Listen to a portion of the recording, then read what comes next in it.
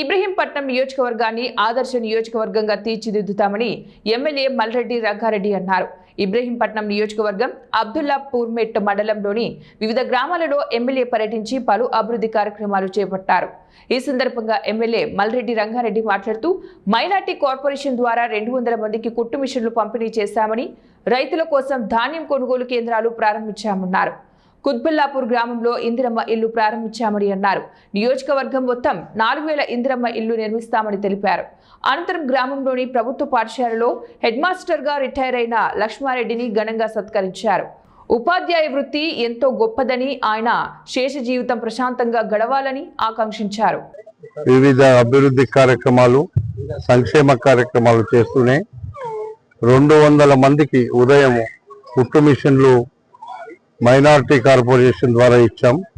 గతంలో 200 మొత్తం 400 మందికి కుట్టు మిషన్లు ఇచ్చి ఈరోజు ఆ కార్యక్రమాన్ని పూర్తి చేసుకొని రైతాంగం కోసం ఒక 5-6 ప్లేస్లలో ఈరోజు రైతుల కొనుగోలు కేంద్రాలను ప్రారంభించుకొని ఇందిరమ్మ ఇళ్ల కార్యక్రమాన్ని ప్రారంభించడం. కుత్బుల్లాపూర్ గ్రామంలో వేలాది ఇళ్లను 4000 మందికి ఇల్లు కట్టించే కార్యక్రమాన్ని తీసుకొని ఈరోజు నియోజకవర్గంలోనే నెంబర్ 1గా ముందుకు సాగుతున్నటువంటి హౌసింగ్ కార్యక్రమాన్ని, అభివృద్ధి కార్యక్రమాలను చేసుకుంటూనే మేము ఈరోజు పెద్ద ఎత్తున అభివృద్ధి చేస్తున్నాం.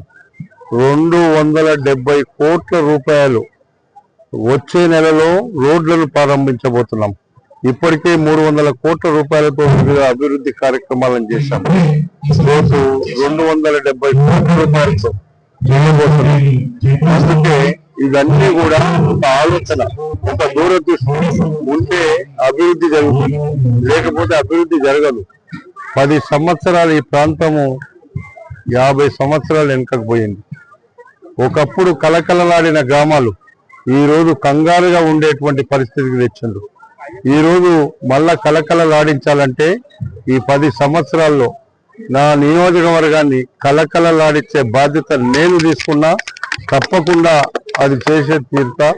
వేలాది కోట్ల రూపాయలు